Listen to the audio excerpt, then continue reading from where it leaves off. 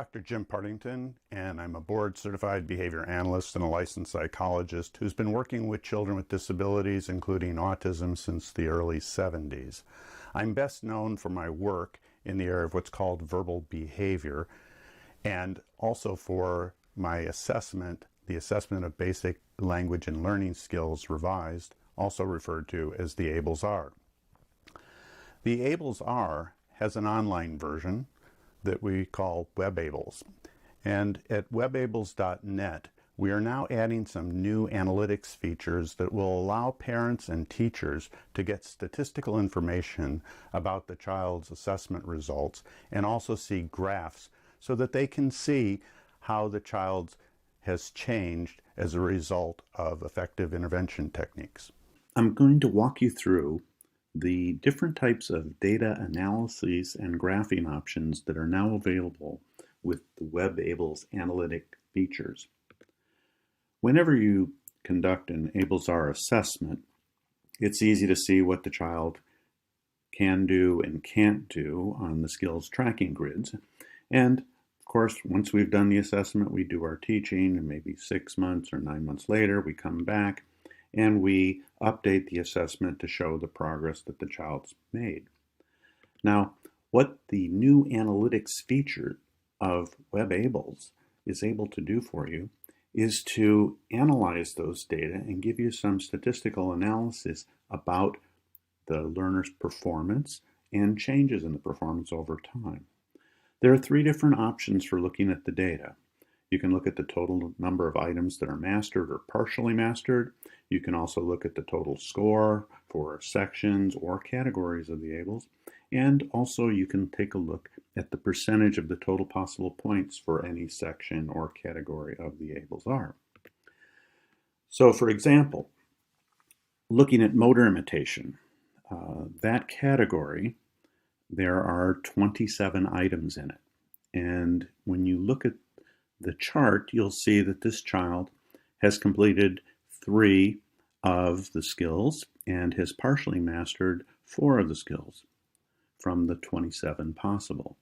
And so if you look to the right, you'll then see the chart, the graph, that indicates that 3 of the skills, the dark blue, have been mastered and 4 are partially mastered. So there's a total of 7 skills, or items, if you will, of the 27 that the child has either mastered or partially mastered. Now, for children the same age, at 2 years, 6 months of age, you can see that children have mastered 6 of those items and have partially mastered 9 of the items, so they get a score of 15. Okay, so that's your first way of looking at the data.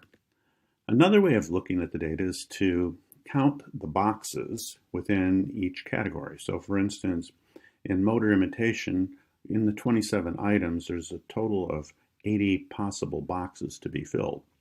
Okay, so the total score possible is 80.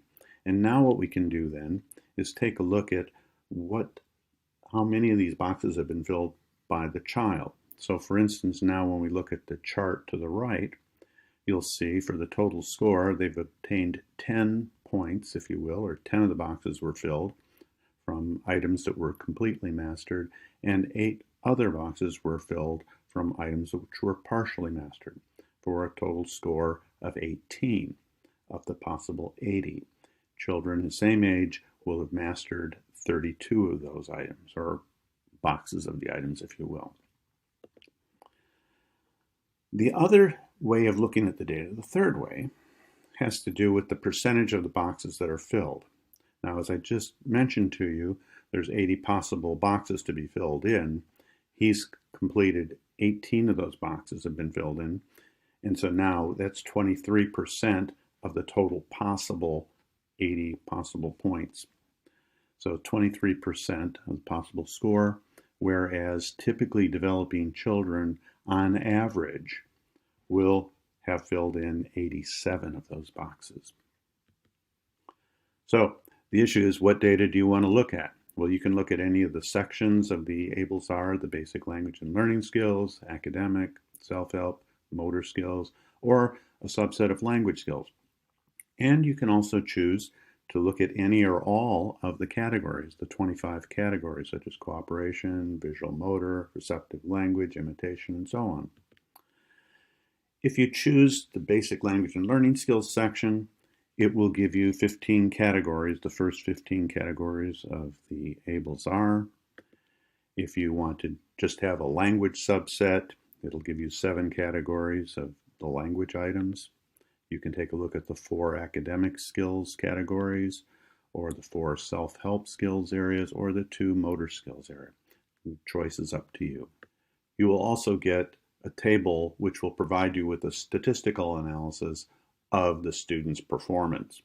On the top, you can see that there's various section analysis that you can look at, as well as on the bottom, there's category analysis.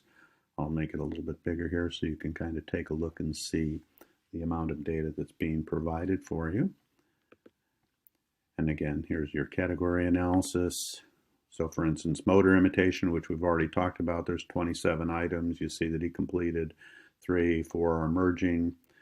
Completed and emerging total is 7, and so forth. You can take the percentage of items completed and emerging, total possible score, sum of the scores, and percent of possible scores.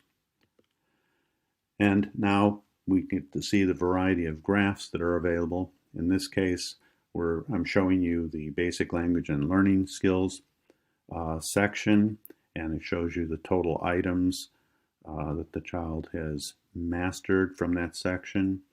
And the second one in the middle is the total score. Total possible score, for instance, is 1156, and he scored 94, whereas typically developing children would score 385 points. And finally, off to the right, you got the percentage of possible score, showing that he received 8% of the total possible, whereas typically developing children the same age would have scored 77%. You can also take a look, compare 2 or more assessments. So for instance, in this child's case, we did an assessment when he was 2 years, 6 months of age, and then did an update when he was 3 years, 3 months of age. And then on the right, you'll see the changes from one assessment to the next, both in terms of number and percentages. So now, this is what it would look like for motor imitation. Again, we can take a look at total items here. And there's 27 possible items, again, in the motor imitation section. And you'd see that typically developing children at 3 years, 3 months of age, now 9 months later, have a total of 26 of those items that are either mastered or partially mastered, whereas now this child has gone from having 7 of those items mastered or partially mastered to 19 of the items mastered or partially mastered. So that's quite nice progress. And once again, we can then take a look at the total scores. We can compare total scores for any category. Again, total score possible is 80 for motor imitation. He went from 18 to 52, whereas typically developing children at 3 years, 3 months of age would have scored 65. And off to the right, you can see the percentage of total possible score. Once again, you look, he went from 23% total possible scores in motor imitation to 65%, whereas now at 3 years, 3 months of age, typically developing children would have an average of 96% of the possible score. And when we're comparing, once again, you'll see to the left, you see the first assessment data. In the middle, you see the second assessment data. And then on the right, you have the analysis showing the differences between the 2 assessments. And once again, now we can do this not only for individual categories, but for any section of the ABLES. In this case, I'm showing you the graphs, again, for the basic language and learning skills section, both in terms of total items, the child has either mastered or partially mastered, again, comparing to normative data. Also, in the middle, you can see the total score, or to the far right, you can see the percentage of possible score. So you can actually show the differences, the amount of changes, and compare to typically developing children. I want to give you some references to some of the psychometric properties of the ABLES-R. It's been demonstrated to be a reliable and valid instrument, and also a reference to our normative data. Also, I'd want you to check out our resources on our various websites here. We've got a lot of information for parents and teachers and consultants to help them be very effective. We have the Teach Your Children Well series. Again, books written for parents and teachers that are easy to understand, evidence-based teaching procedures that can be implemented by parents, teachers, and are a great resource for consultants. You can also learn more about the ABLS and about verbal behavior methodology from some of our books. Visit our website. We have a lot of information for clinicians, educators, and parents, answering questions that parents have about different types of treatment options, what they should do, shouldn't do. Same for educators. Again, all written in friendly language so that people don't have to be a behavior analyst to be able to understand how to implement good behavioral teaching strategies. Please join our mailing list to keep updated about progress, new resources that we put out available for parents and children.